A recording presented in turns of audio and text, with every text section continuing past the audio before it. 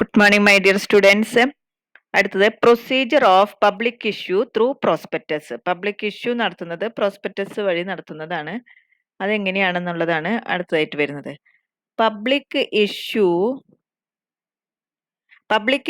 എന്ന് പറയുന്നത് approval of various authorities and compliance of legal formalities. ഒരു ഷെയർസ് നമ്മൾക്ക് ഇഷ്യൂ ചെയ്യണമെന്നുണ്ടെങ്കിൽ കുറെ ഫോർമാലിറ്റീസ് നമ്മൾ ഫോളോ ചെയ്യേണ്ടതുണ്ട്. അതുപോലെ തന്നെ ലീഗലായിട്ടും കുറെ കാര്യങ്ങളൊക്കെ ചെയ്യണം. അപ്പൊ അങ്ങനെയുള്ളതൊക്കെ നമുക്ക് ചെയ്യാനായിട്ടുള്ള അപ്രൂവൽ കിട്ടേണ്ടത് വളരെ അത്യാവശ്യമായിട്ട് വരുന്നു. അതുപോലെ തന്നെ കുറെ ഏജൻസീസിന്റെ കോർഡിനേറ്റഡ് ആയിട്ടുള്ള എഫേർട്സ് വേണ്ടി വരും. അതായത് മർച്ചന്റ് ബാങ്കേഴ്സിന്റെ ഇഷ്യൂ ചെയ്യുന്ന മാനേജേഴ്സിന്റെ, അണ്ടർ റൈറ്റേഴ്സിന്റെ, ബ്രോക്കേഴ്സിന്റെ, രജിസ്ട്രാർ, അങ്ങനെ കുറെ ഏജൻസീസ് ഉണ്ടായിരിക്കും. അവരെല്ലാവരുടെയും കൂടി ഒരു ടീം വർക്കാണ് ഷെയർസ് ഇഷ്യൂ ചെയ്യുന്നത്. ഇനി ഇതിന്റെ പ്രൊസീജിയർ ആണ് മെർച്ചന്റ് മാനേജേഴ്സിനെ, ബാങ്കേഴ്സിനെ, മാനേജേഴ്സിനെ, അണ്ടർ റൈറ്റേഴ്സിനെ, രജിസ്ട്രാർസിനെ ഒക്കെ അപ്പോയിന്റ് ചെയ്യാന്നുള്ളത്, അതോടൊപ്പം തന്നെ പ്രോസ്പെക്ടസ് ഡ്രാഫ്റ്റ് ചെയ്യാന്നുള്ളത്, ഫൈനൽ പ്രോസ്പെക്ടസിന്റെ ഒരു കോപ്പി സെബിക്ക് അയച്ചു കൊടുക്കണം. അതോടൊപ്പം തന്നെ സ്റ്റോക്ക് എക്സ്ചേഞ്ചിലേക്ക് അപ്ലിക്കേഷൻ കൊടുക്കണം ലിസ്റ്റ് ചെയ്യാനായിട്ട്. സെബി സ്ക്രൂട്ടിനി ചെയ്യേണ്ടതാണ്. പ്രോസ്പെക്ടസിൽ പറഞ്ഞ കാര്യങ്ങളൊക്കെ സെബി നോക്കേണ്ടതാണ്. അതോടൊപ്പം തന്നെ registration of prospectus with registrar of companies before its a publication. Prospectus shares issue ചെയ്യുന്ന പ്രോസ്പെക്ടസ് രജിസ്റ്റർ ചെയ്യണം. പ്രോസ്പെക്ടസ് ഇഷ്യൂ ചെയ്യുമ്പോൾ പബ്ലിക്കിനുള്ള അപ്ലിക്കേഷൻസും അതിന്റെ കൂടെ കൊടുക്കേണ്ടതാണ്. അപ്ലിക്കേഷൻ റിസീവ് ചെയ്യേണ്ടത് ബാങ്കേഴ്സ് ടു ദ ഇഷ്യൂ ആയിട്ടായിരിക്കണം. സബ്സ്ക്രിപ്ഷൻ ക്ലോസ് ചെയ്യേണ്ടതും അതുപോലെ തന്നെ അപ്ലിക്കേഷൻ ഫോംസ് കളക്ട് ചെയ്യുന്നതും ബാങ്കുകളിൽ നിന്നായിരിക്കും ഇഷ്യൂ ചെയ്യുന്നത്.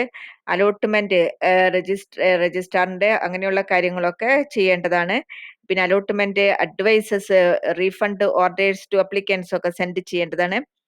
Filing a return on allotment to register of companies containing name, address and number of shares allotted to allottees of a shares. ഓരോരുത്തരും എത്ര ഷെയർസ് ഒക്കെ വാങ്ങിയിട്ടുണ്ട് അവരുടെയൊക്കെ നമ്പർ, നെയിം, അഡ്രസ്സ്, അങ്ങനെയുള്ള എല്ലാ കാര്യങ്ങളും രജിസ്റ്ററിൽ എഴുതിയിട്ട് രജിസ്ട്രാർ ഓഫ് കമ്പനിക്ക് അത് ഫയൽ ചെയ്യേണ്ടതാണ്.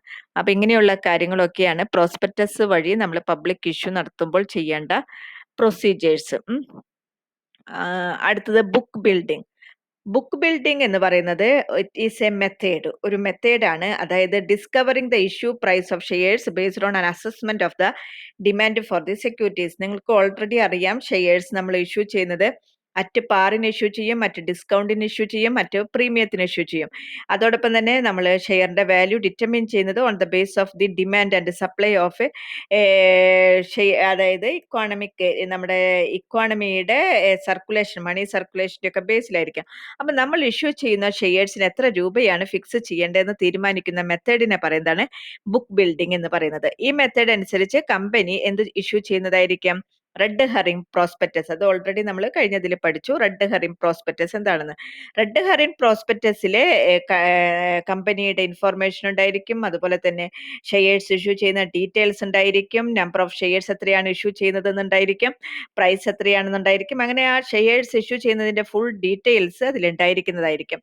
കമ്പനി അനൗൺസ് ചെയ്യും പ്രൈസ് ബാൻഡ് ഇത്ര ഇപ്പൊ 100-നും 120-ന്റെ ഇടയിൽ, 80-നും 100-ന്റെ ഇടയിൽ, അങ്ങനെ ഏത് ബാൻഡിന്റെ ഇടയിലാണ് നമ്മൾ ഷെയർസ് ഇഷ്യൂ ചെയ്യാനായിട്ട് ഉദ്ദേശിക്കുന്നത് അത് കമ്പനി ഇഷ്യൂ ചെയ്യുന്ന അനൗൺസ് ചെയ്യുന്നതായിരിക്കും.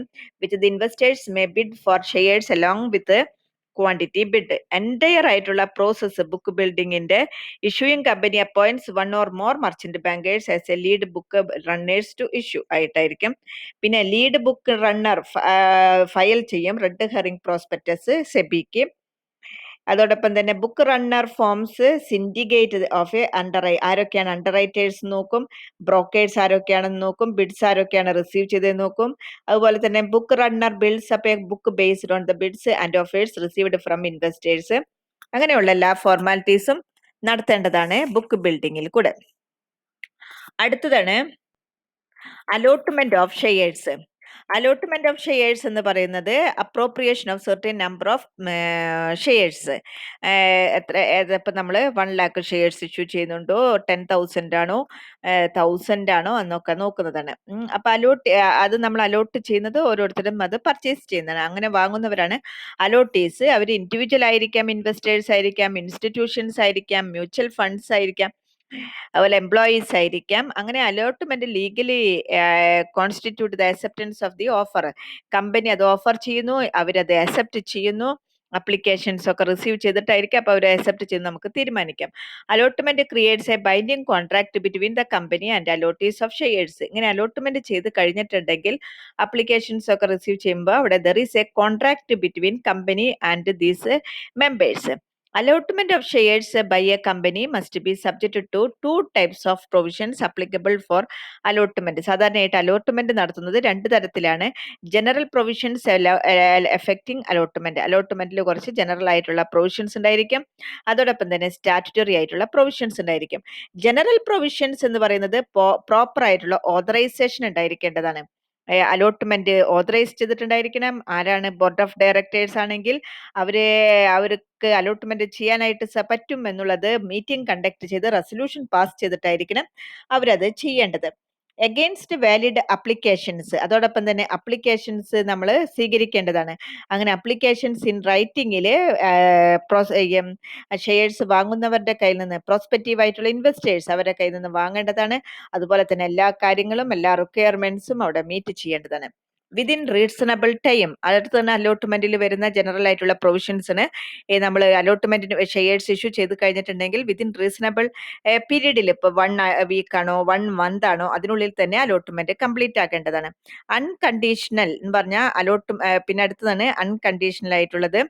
അലോട്ട്മെന്റ് എപ്പോഴും ആബ്സല്യൂട്ട് ആയിരിക്കും, അൺകണ്ടീഷണൽ ആയിരിക്കും. അതായത് ക്വാളിഫൈഡ് ഓർ കണ്ടീഷണൽ അലോട്ട്മെന്റ് ഇത്ര വാങ്ങണം, ഇത്ര വെച്ച് ഓരോരുത്തർ ഇങ്ങനെ വാങ്ങണം എന്നൊന്നും നമുക്ക് ഒരിക്കലും കണ്ടീഷൻ വെക്കാനായിട്ട് സാധിക്കില്ല. അതുപോലെ തന്നെ communication of allotment. Allotment must be communicated by issuing allotment advice or allotment letter to successful allotters. നമ്മൾ അലോട്ട്മെന്റ് ചെയ്യുമ്പോൾ അവരെ നമ്മൾ ഇൻഫോം ചെയ്യേണ്ടതാണ്.